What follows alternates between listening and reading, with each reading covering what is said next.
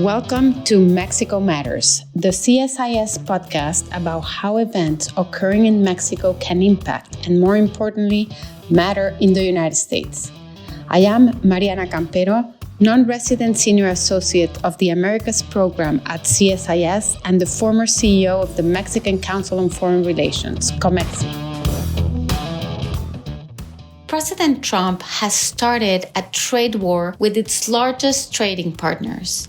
Thus far, he has imposed steep tariffs on Mexico, Canada, and China, who have never had to absorb tariffs of the magnitude threatened. He wants to restructure the U.S. economy towards mercantilism and is using tariffs as a way to extract concessions. To speak with us about how all of these policies might impact globalization, North American integration, and the economy in the short and longer terms, that it is truly my pleasure to welcome Luis de la Calle, a very well-known economist, former NAFTA negotiator, and CEO of CMM Asociados. Luis, welcome back to Mexico Matters. Truly, what an honor to have you back and to be able to pick your brain about the impact that the trade policies of the Trump administration are having on Mexico and in the whole region. Welcome, Luis. No, thank you, Mariana. An honor to be back. Luis, let me start by asking you to paint us the bigger picture. That is, let's forget about politics for a second and tell us, what do you think is the trend on globalization? Well, that is the question of the century, I guess. Right. Of this new century, yeah. Well, the 21st century will be defined by whether we have more or less globalization than in the past. Correct. Before Donald Trump, you would have said that the big debate in the 21st century is between decentralized capitalism and state capitalism a la China. Correct. With the U.S. becoming more protectionist, one wonders whether the Chinese model is ahead and whether decentralized capitalism is losing steam. That is the way I would look at it. That in the end, this is a competition between two models, that one that is centralized, another one that is decentralized. And the decentralized model tends to always win, although it might take a long time, because innovation, which is the engine of growth and change, thrives in a decentralized environment. And innovation... Evidenced by the United States, right? The United States is the most innovative country in the world. That is the success of the U.S. But one gets the impression that Donald Trump's government is not in favor of decentralized decision-making, but centralized. So in a way, it's Donald Trump competes with China, but at the same time, he sort of imitates what he thinks Chinese have done. Whether Donald Trump is the cause of this protectionism or he's a symptom is still being debated, right? What is true, however, is that almost 60% of Americans, according to Pew, say that the U.S. has lost more than it has gained from trade. And these numbers include both Republicans and Democrats, and they are not new. Trump might be accelerating this trend, but let's remember that even Hillary Clinton denounced NAFTA during her campaign. The truth is, Luis, that there is a perception among most Americans that they have been wronged. And one can argue that thus far, the model has not really been nor entirely open nor entirely free, right? Talk about China. As you said, it is a centralized government, but it is also a pretty closed market. Europe, for example, offers subsidies to many of its national champions, while the US is truly one of the most open markets in the whole world. So what can be done to ensure that this perception is changed and that American people don't turn against trade? Well, maybe you have that the perception that people are against trade in the US, but I mean, I don't think that leads into candidates winning elections on that topic. It is more the political class that makes this claim that the Correct. It's certainly not at the top of mind of anybody. no, it's not. I mean, people might say, "Well, I mean, we compete unfairly, and the countries are not treating the U.S. well." But I mean, that doesn't translate into a political movement that will win elections for candidates. You mentioned Hillary Clinton. Well, she lost, right, in spite of that, and others in the past have tried to use trade as a wedge issue to win elections. And yes, they can win in some districts, but I mean, overall, they don't because there is other issues that are more fundamental that the voters care about. So international trade is not a very popular issue, never has been, but it's at the same time not unpopular enough to carry the day. Now, I think it's very important to convince Americans that international trade is good for them and that the US has done well under international trade. And that's where you need leadership from politicians to make that point. I totally believe you're right to say that trade is not the number one issue. But it is also true, Luis, that the main theme of President Trump was to make America great again, which really means to protect our manufacturers, to bring investments and jobs back to this country. And the notion of free trade really hasn't worked for us. Yes, but I mean, the MAGA rhetoric, I think, is more linked to cultural issues within the US. The movement against wokeism, those sort of things are much more important, I think. I might be wrong. And also the disappointment people have Correct. vis-a-vis democracy. I mean, they don't think that the candidates represent them. And Donald Trump was successful 8 years ago and became successful last year because he told many Americans, I will be your voice. I will speak on your behalf. I will defend your interest. But that is not necessarily translate into we need to protect America against international trade competition. I don't think that's the case. And if we fast forward to today, Luis, one of the reasons why the markets are down is because his trade policies are creating so much uncertainty, right? And as economists, you being one of them, tell us tariffs will lead to inflation, which was actually one of the most important issues in this past election, which is actually what allowed President Trump to win. Absolutely. Voters blame Democrats for high prices, and President Trump runs the risk of being blamed for high prices if he keeps on putting obstacles to international trade. As an economist, Luis, do you foresee in a scenario, like President Trump says, that tariffs might be painful in the short term, but that together with his other policies, that he will be able to create a golden age for America? Is there an economic logic to what the administration is saying, in your view? Well, I don't agree with that logic. I understand what they are saying, but I don't think that historical evidence bears that out. I mean, you could argue, let's go back to China for a second. Hong Kong, which is a 100% open economy with zero duties, is a small city. They transformed China. If what you were thinking in terms of centralized decision making, import duties, protecting markets carry the day, then China would have transformed Hong Kong. But it happened the other way around. Yeah, it was the opposite. Yeah. So the same argument applies in the US. I mean, if the US wants to close its economy to international trade, the US economy will end up suffering and become much less competitive than it is today. Talking about competitiveness, Luis, let's now turn the conversation towards North America. What do you think is the end game of President Trump by imposing severe tariffs on its largest trading partners, right? I mean, Mexico, Canada, and the United States, together we produce a number of goods. And we're part of the same supply chains, and together we can actually compete against China. What do you think is the logic? I mean, if we had to make a bet, and we assume that the US will close its economy vis-a-vis the world in the next months or years under Donald Trump, somehow, I would bet that it will close its economy with Canada and Mexico much less.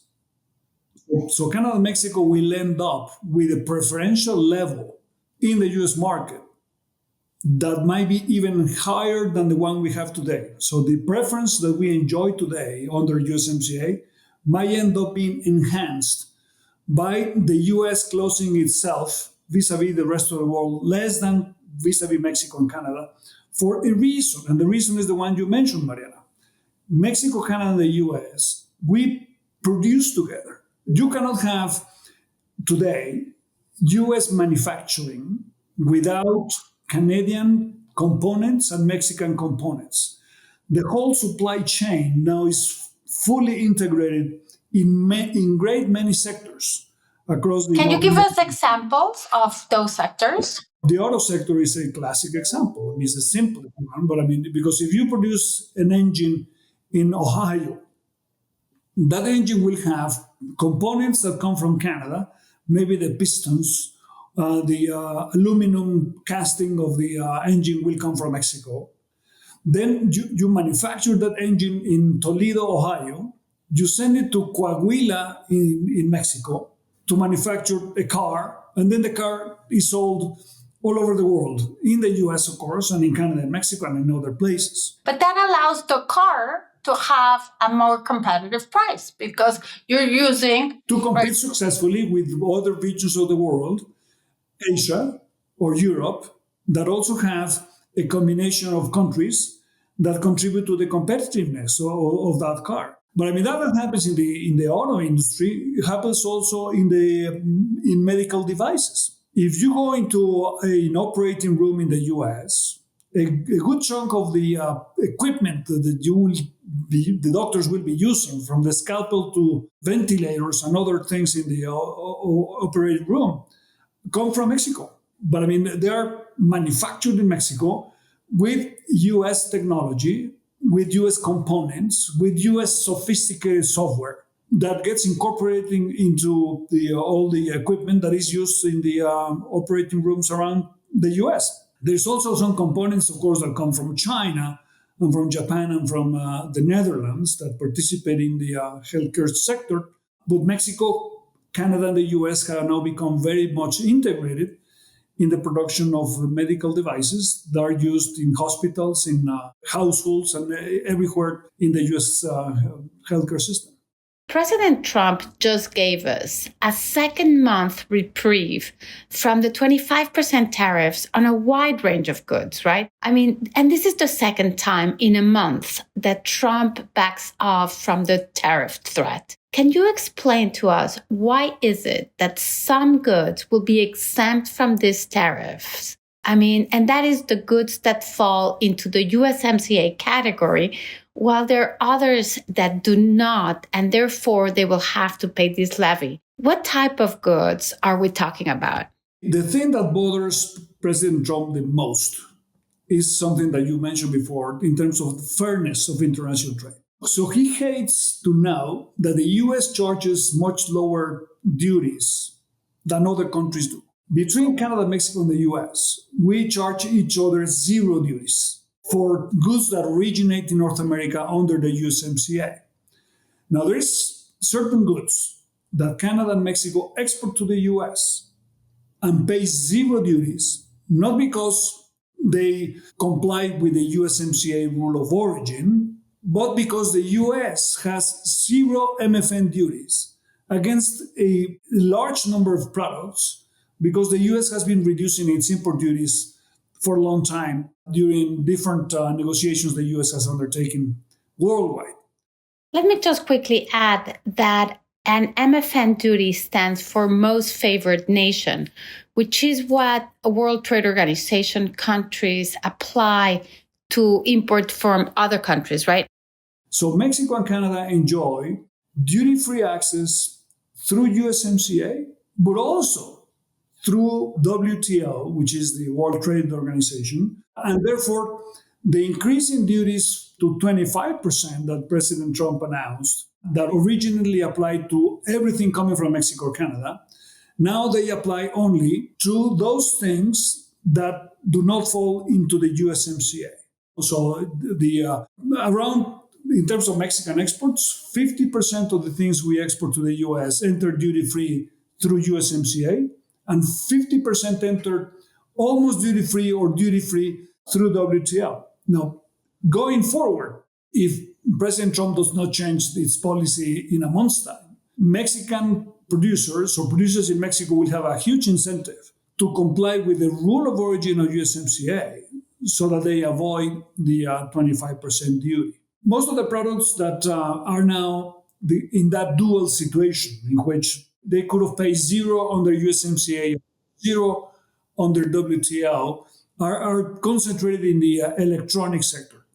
Computers, iPhones, devices of electronic devices of all of that type. Those and the reason why they don't comply with the rule of origin is because most of their components come from Asia or other countries instead of from North America?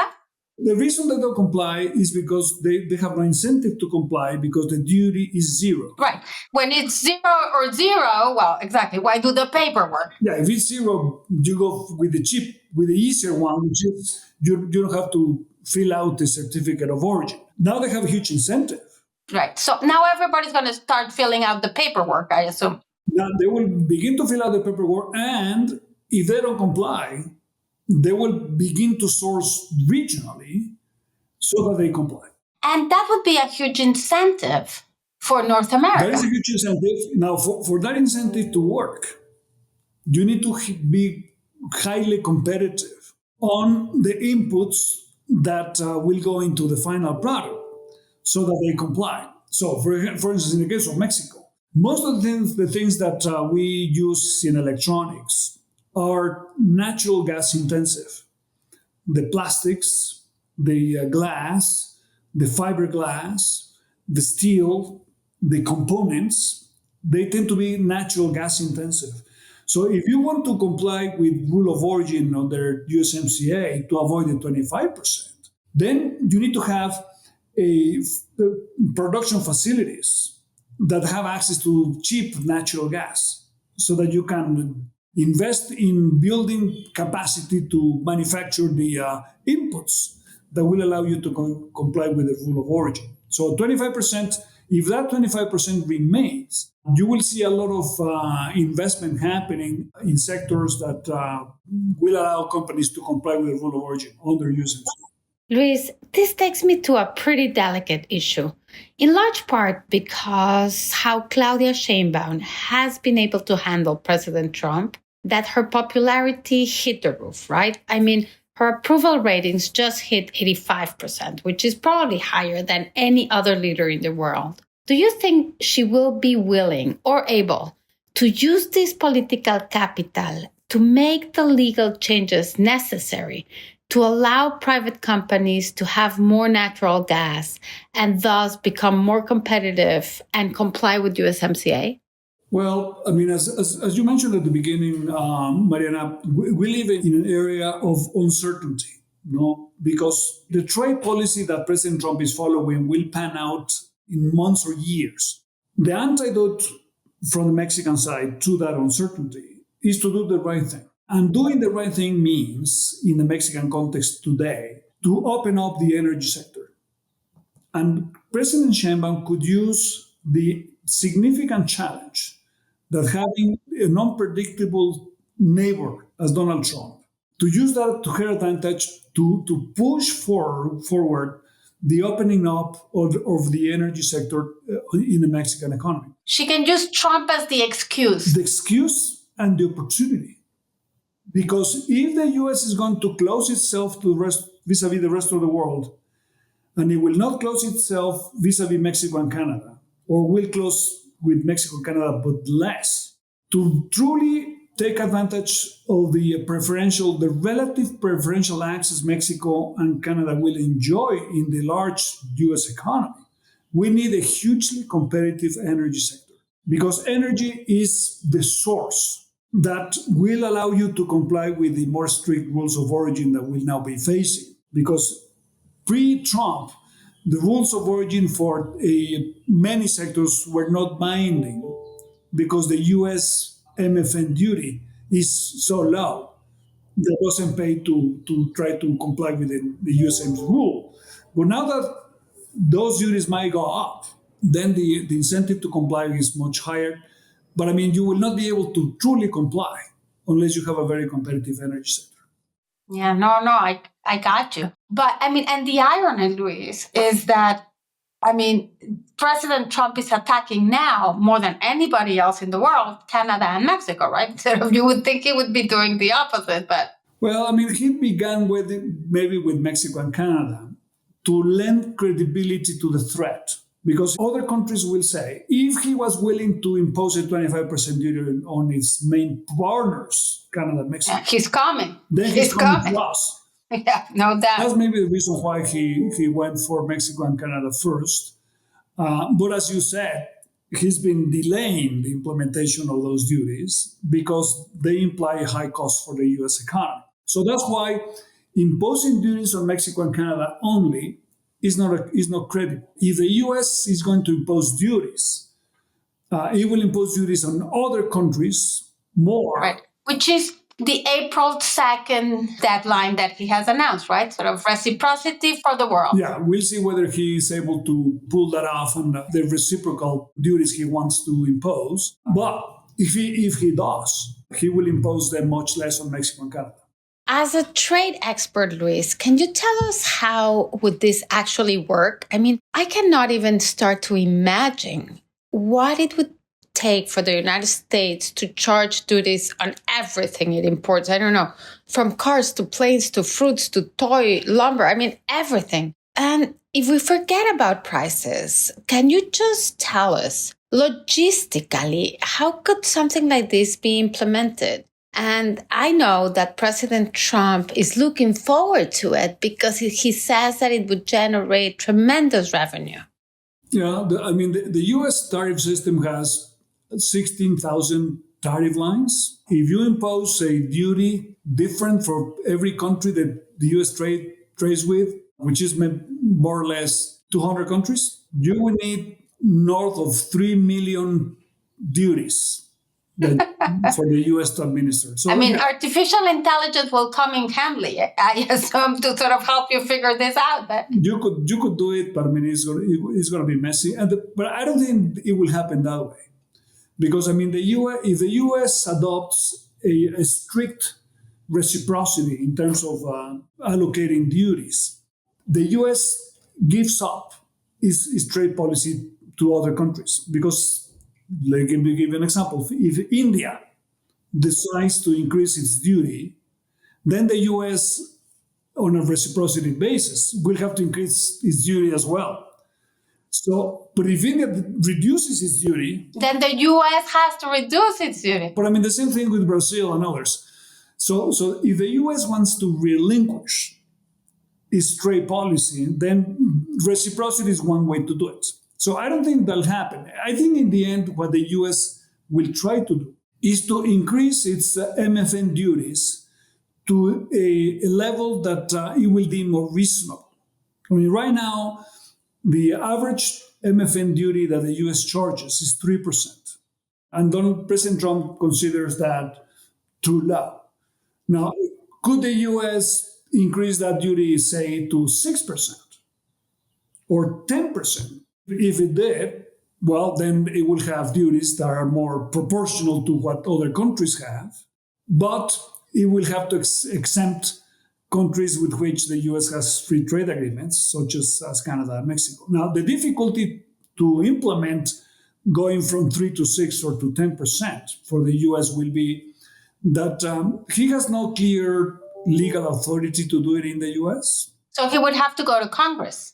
It will have to go to Congress, or it will be a lot of challenges in the U.S. court system. And the U.S. will have to renege on its commitments before the World Trade Organization. And therefore, that might require a renegotiation of the accession terms of the U.S. before WTO.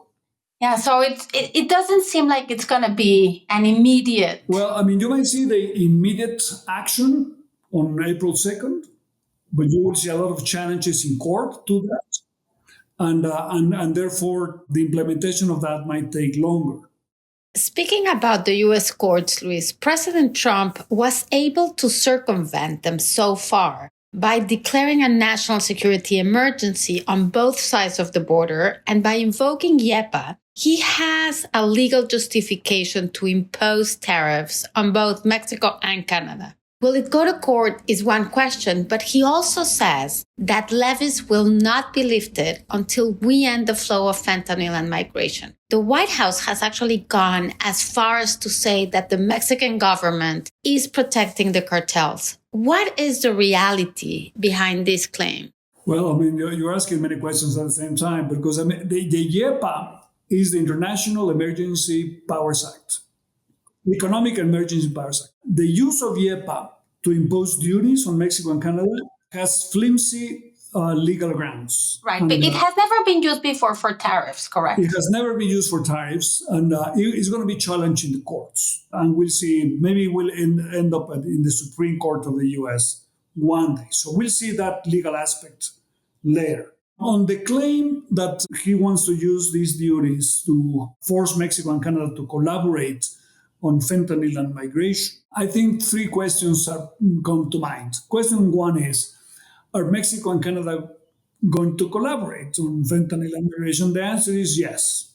Mexico and Canada are already collaborating with the US on that front. Second question is that collaboration enough to placate President Donald Trump? The answer to that question is no. Exactly. No, Not yet. because regardless of the efforts Canada and Mexico can make, and it's more on the Mexican side, President Trump has a huge incentive to say that we are not collaborating enough and keep the threat of future duties always there. No. So President Trump is an extortionist. So he's not going to give away the tool for extortion that he has, which is the potential imposition of duties. So it will be very difficult for him to say, no, yes, you have a comply completely, and there is no future threat. I don't think that'll happen. The other question is whether that 25% duty is credible. And the answer is no, it's not very credible, because the US cannot impose a duty only on Canada and Mexico, which are the US's largest trading partners. So it is more credible that the US will impose worldwide duties, and then the question in that case is whether Mexico and Canada might be exempt from those duties. But I mean, imposing only on Mexico and Canada is not a credible proposition. It's hurting itself, right? It's not a credible proposition because of the degree of integration that we have in North America. The threat of tariffs related to fentanyl and migration have certainly been effective. I mean, Claudia Sheinbaum recently expatriated 29 drug lords, something that had never been done before. She sent troops to the border. She has closed a series of fentanyl labs. Are these only symbolic gestures, or is there anything else that can be done to really go after the cartels? Yeah, I mean, people get the impression that Canada and Mexico have a very asymmetric relationship with President Trump in these three topics. No, but that is not the truth. The truth is that there is much more symmetry than people give credit for.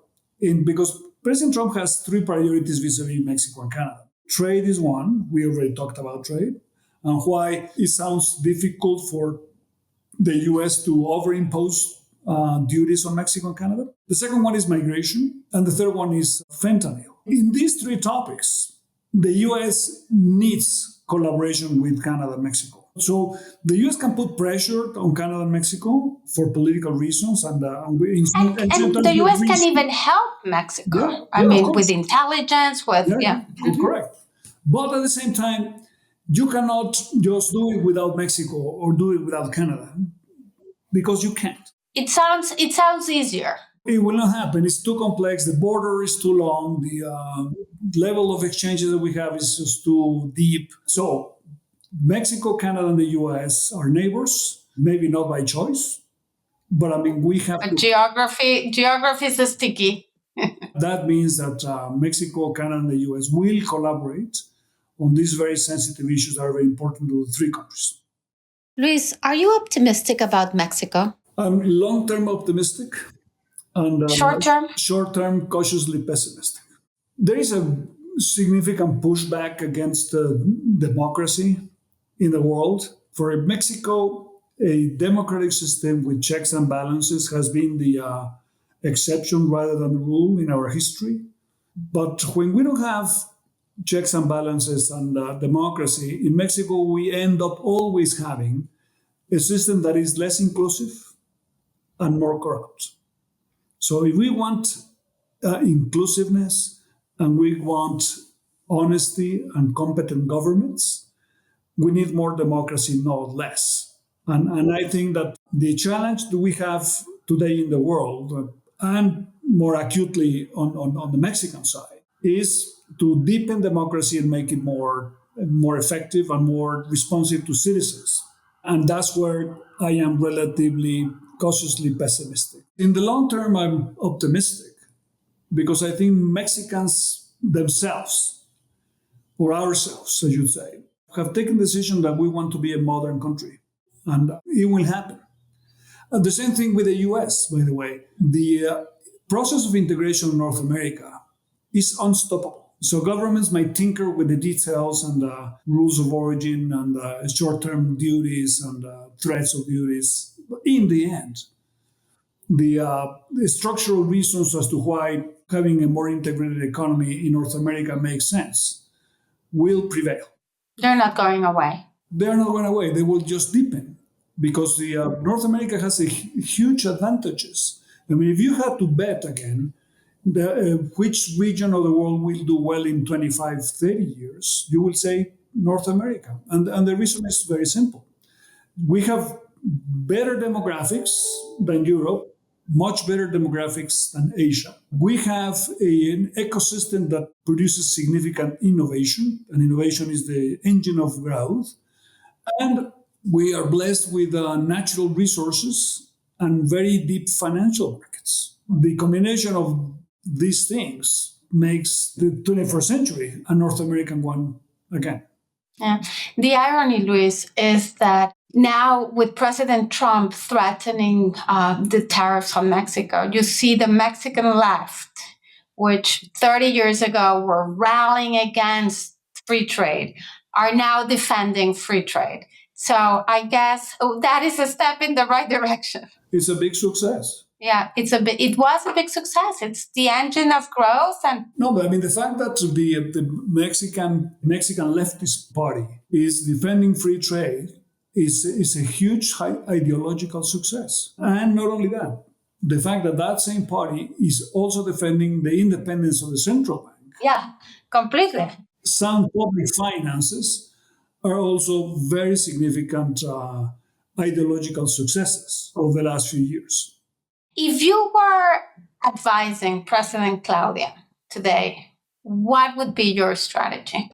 Well, I would tell her that Mexico has a very significant opportunity to sharply reduce poverty levels in the next 6 years. And that if she does things right, she will go down in Mexico's history, not only as the first female president, but the president that has reduced poverty more than any other president in Mexico. But for that, she has to break with the past. For that, she has to create an environment that is conducive for investment in Mexico. And because public investment needs resources the government does not have, the only alternative is to have private investment coming into Mexico. But the conditions are such that if she takes the right measures, that investment will happen. I will close, Luis, by emphasizing really the importance of creating the right environment to attract investment. Boy, I so wish she were listening to you. Unfortunately, it seems that so far she's listening to somebody else. Luis, thank you so very much for coming. Please come back. You're always welcome to Mexico Matters. Thank you, Mariana, for the invitation. And thank you all for listening. I am Mariana Campero. If you enjoyed this podcast, check out our larger suite of CSIS podcasts. From Into Africa, The Asia Chessboard, China Power, AIDS 2020, The Trade Guys, Smart Women, Smart Power, and more. You can listen to them all on major streaming platforms like iTunes and Spotify. Visit csis.org/podcasts to see our full catalog.